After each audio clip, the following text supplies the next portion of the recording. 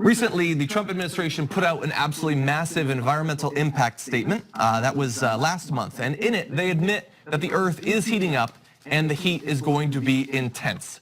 I would describe it as civilization ending. They didn't use those exact words, but the numbers are the same. But don't worry though, they actually see a pretty significant silver lining in this apocalyptic scenario that they're sketching. So first, the facts. The document projects that global temperature will rise by nearly 3.5 degrees Celsius above the average temperature between 1986 and 2005, regardless of whether things like Obama-era tailpipe standards take effect or are frozen for 6 years as they are proposing. Really fast, just bear in mind that 3.5 degrees they're sketching out. Scientists are saying that if we don't keep it to below 2 degrees, we are going to have major problems in terms of our civilization's ability to continue on this planet. They're saying, no, we're going to double it, but don't worry. So a comparison, by the way, the global average temperature rose more than 0.5 degrees Celsius between 1880 and 1986. So this is way, way faster of a rate of rise. And so why are they talking about this? Why would the Trump administration, which believes that climate change is a hoax of the Chinese, why would they be even admitting this at all? Well, they have a political objective here. The draft statement was issued by the National Highway Traffic Safety Administration, written to justify President Trump's decision to freeze those federal fuel efficiency standards we were just talking about. They say that while the proposal would increase greenhouse gas emissions, the impact statement says that the policy would add just a very small drop to a very big hot bucket.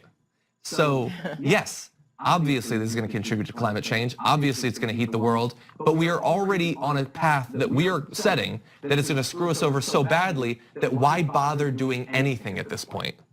That's their stance. Yeah, I mean, it's also like, you know, they're looking around and the only person amongst them that'll be alive in 2100 is Orrin Hatch. And so it's easy not to I made care. a deal with a bridge troll once. Yeah. Then he gave me life. Unfortunately, I have to drink child blood every morning. That's why I'm against abortion. I need more babies to drink from. Jesus. Orrin Hatch. Okay. All right. So anyway, let's read a little bit more of their argument for why we should be okay with changing these Obama-era fuel efficiency standards. They say the world would have to make deep cuts in carbon emissions to avoid this drastic warming, and that would require substantial increases in technology innovation and adoption compared to today's levels, and would require the economy and the vehicle fleet to move away from the use of fossil fuels, which is not currently technologically feasible or economically feasible. What I love is self-fulfilling prophecy. So they're saying people aren't going to switch over to cleaner forms of energy while pushing policies that make it far less likely that that would ever actually happen. You're going to have to watch this. Circle they've set up for themselves there. People follow us. We're America. People have followed us in the past. The Paris Climate Accord was intended on doing this. In terms of getting away from fossil fuels when it comes to cars, just look at other countries. They have committed to amazingly ambitious climate standards over the next however many years. Just it takes very little time to go look that up. People like Sweden, India, they've all made agreements where they will curtail their overall emissions. In Europe alone, there are many countries that have said we are going to get out of having fossil fuel dependent cars by 2040, 2050, something like that. Yeah. I don't have those numbers in front of me, but they exist. I have some numbers I would like to say, actually. Please see that you do. We've been talking a lot on both this program and on the damage report about the various moves that they're making in terms of deregulation to absolutely trash the environment and your bodies. Yesterday, we talked about how they're trying to lower the standards for protecting you from radiation, saying that, hey, maybe some radiation will be good for you. That's actually something they said. The Republicans proposal are fine so far with would give new life to civilization. aging No coal problem at plants, all. allow oil and gas operations No to release problem. more methane into the atmosphere, don't stop prevent burning new fossil cuts, fuels, that's curbs all. on greenhouse gases used in refrigerators and air conditioning units.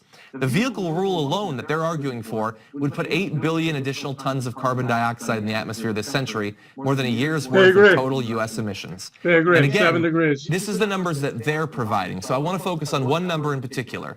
And what they said is, I believe it's 709 parts per million in the atmosphere of carbon. That is what they're saying we are on path to have by 2100, as they're arguing for more emissions, by the way. Let's bring up this They chart. know You've probably seen this before in 709 things like An Inconvenient parts Truth. per million by It's showing 2100. over time, over hundreds Therefore, of don't thousands do of years, anything. the parts That's per million what they're saying. of atmospheric carbon They're not dioxide even gonna try. concentrations. And Why you see try? there It'll jumping hurt up. the economy. Again, No, they like to fuck say that. that this It'll is just hurt the natural variation and things like capitalistic that. But that huge increase that was so big, they made documentaries Why about was- it. what was You all that shit realize about that's communism? like That's what 380? hurts. They say That's we're going to what hit hurts. 709, which, for comparison's sake, you couldn't fit on this chart. And that is what they're saying. You know what? Screw it. We're not even going to try to stop it. Why don't we just, burn the oil, burn the gas, damn the torpedoes. We're going to have whatever cars we want. It doesn't matter if your refrigerator is inefficient. It doesn't matter. We don't care. We're not going to do anything about it. That was one of the things that we warned about before getting the Trump administration. Hopefully, we can gain a little bit of control over these processes in these midterms and do something actually to not just stop it, but reverse it in the next presidential election in 2020. Absolutely devastating. It's so nice when you can get a silver lining out of saying that we're going to end up in a Mad Max movie. But that's ridiculous. Where are the other news Their stations logical on this? argument is That's what I that it's wanna know. so bad we shouldn't Why try. is Right, this it's in happening. headlights? It's Why supposed don't to they- happen. We're still not saying climate change is a thing. We're saying this is something No, else. this is called beyond. something else This is that's beyond just Hitler supposed to installing. happen. Yeah, and there's a Pol bunch of Pot videos combined. that TYT will be This is has already no, but started that's the releasing. end of John did one, I civilization. did one, Cenk did one that's out The end now. of reading It's, and part of the writing. membership drive, and it goes through the progressive platform, issue by issue. The one that John did Why on do they even climate care change about is essentially abortion now? about how, since What would be Citizens the United, the entire Republican Party has changed their tune on climate change, and it's based on who's been able to fund what. They used to say climate change existed, and it was then the money, climate change existed and people were behind it. And then the Koch brothers like, no, we need to fund our pipelines. Yeah. Now this is another weird way to pervert science in a way that benefits them, but doesn't even make internal logic sense. If you're going to piss on my leg and call it rain, at least It's called have both those nihilism. things be liquid. All right. This is just something that Philosophy doesn't was even hold nihilism. together. They're throwing rocks in your face and saying it's rain. And saying it's urine.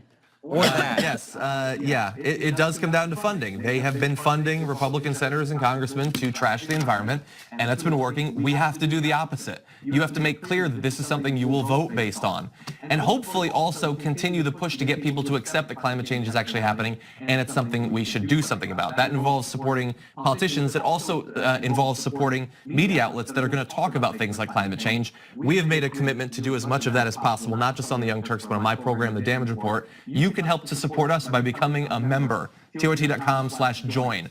Mainstream media only rarely talks about climate change. They have no particular expertise over it, and they certainly don't prioritize it. Support media that will actually give a damn about the biggest threat facing our civilization and our world. Thanks for watching this Yeah, free where clip of have the you Young been? Turks. Don't forget to become a TYT member today.